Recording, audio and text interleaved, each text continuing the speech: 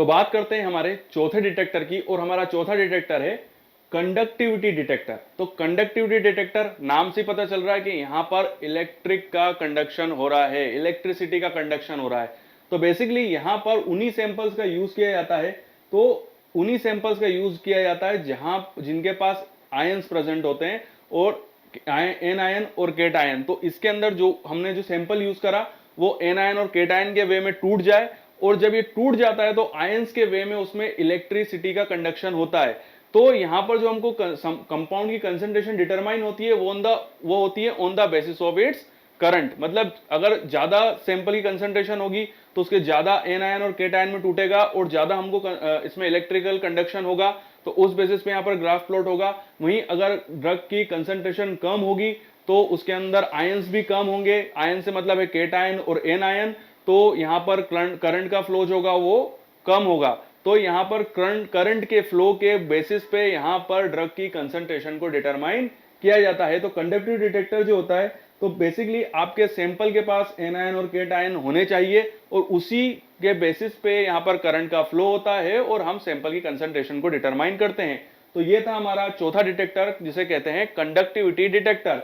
अब है हमारा पांचवा डिटेक्टर, जिसका नाम है एम्पेरोमेट्रिक डिटेक्टर। फिर से बोल रहा हूं, एम्पेरोमेट्रिक डिटेक्टर।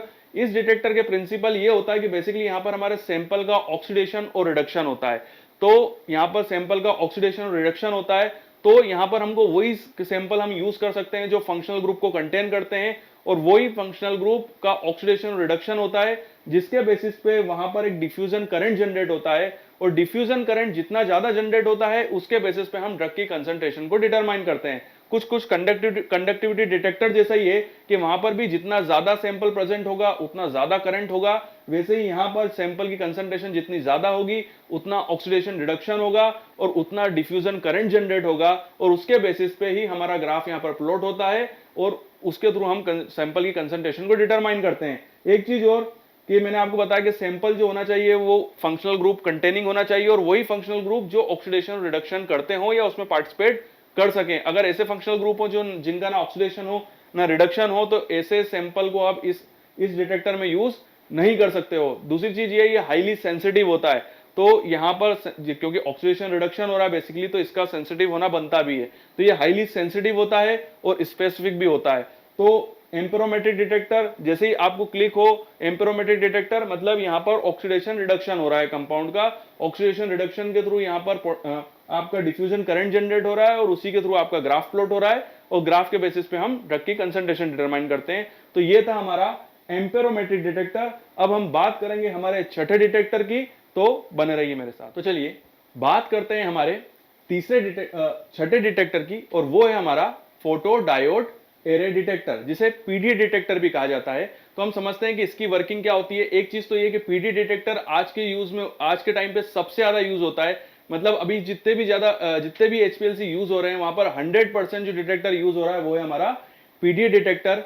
तो पीडी डिटेक्टर बहुत ही इंपॉर्टेंट है इंटरव्यू के पर्पज से भी, एग्जाम के पर्पज से भी, और आपके एक्सटर्नल और वाई के पर्सन के पॉइंट ऑफ व्यू से भी। तो समझते हैं कि पीडी डिटेक्टर किस प्रिंसिपल पर काम करता है। तो PD detector, photo diode array detector जो है वो यूवी के प्रिंसिपल पर काम करता है। तो यूवी का जो प्रिंसिपल है, तो जैसे कि मैंने आपको बताया था कि यूवी डिटेक्टर का जो मैंने सेकंड टाइप बताया था कि वेरिएबल डिटेक्टर्स, तो वेरिएबल डिटेक्टर ही है एक तरीके से ये। तो पीडी डिटेक्टर जो है बेसिकली वेरिएबल डिटेक्टर है।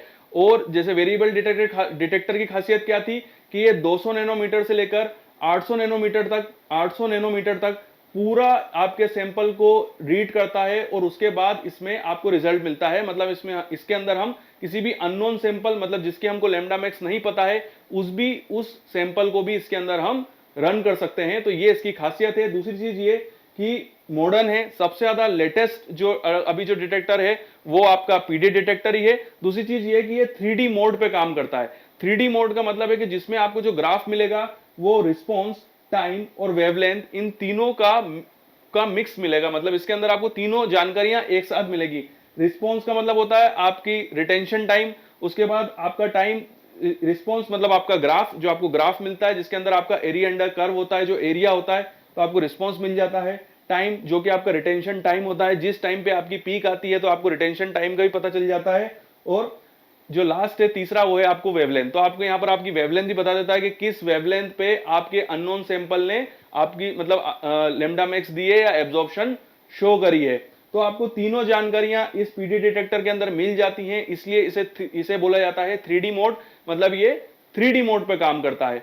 तो बिल्कुल सिंपल है, इजी है, वेरी जो हमने यूवी डिटेक्टर देखा था बिल्कुल उसी प्रिंसिपल पे ही काम करता है। पीडी डिटेक्टर और यूवी डिटेक्टर दोनों एक ही प्रिंसिपल पे काम करते हैं, बट ये वेरिएबल वाला जो दूसरा यूवी का जो दूसरा पॉइंट, जो दूसरा टाइप का डिटेक्टर था, जो मैंने वेरिएबल डिटेक्टर बताया था, ये उसी प्रिंसिपल पे काम करता है। साथ ही साथ जो मैंने आपको बताया कि 3D मोड पे काम करता है, मतलब आपको जो ग्राफ मिलेगा वो 3D वर्जन मिलेगा रिस्पॉन्स टाइम और वेवलेंथ के वे में। तो ये आपका हमारा छठा डिटेक्टर था, फोटो डायोड एरे डिटेक्टर। अब हमारा लास्ट एक डिटेक्टर और बच गया है जो कि हमारा मास डिटेक्टर। तो चलिए समझते हैं कि मास डिटेक्टर क्या होता है। बिल्कुल सिंपल इजी। देखिए मास डिटेक्टर की खासियत क्या होती है कि ये मास के प्रिंसिपल पे काम करता है। मास के ऊपर मैं एक अलग से पहले एक वीडियो बना चुका हूं कि मास किस प्रिंसिपल पे काम करता है। सिंपल वे में बोला जाए तो मास जो होता है वो अननोन सैंपल के मोलिकुलर वेट को डिटरमाइन किया जाता है। तो अभी जो ये डिटेक्टर है सबसे ज्यादा लेटेस्ट डिटेक्टर है जो अभी यूज हो रहे हैं। मतलब ये जो डिटेक्टर थे तो उन डिटेक्टर्स के अंदर बेसिकली हम एक लिमिटेड सैंपल को यूज कर सकते थे जो यूवी को एब्जॉर्ब कर सकते हैं। बट मास की खासियत ये होती है कि मास डिटेक्टर के अंदर आप किसी भी टाइप के सैंपल को यूज कर सकते हैं।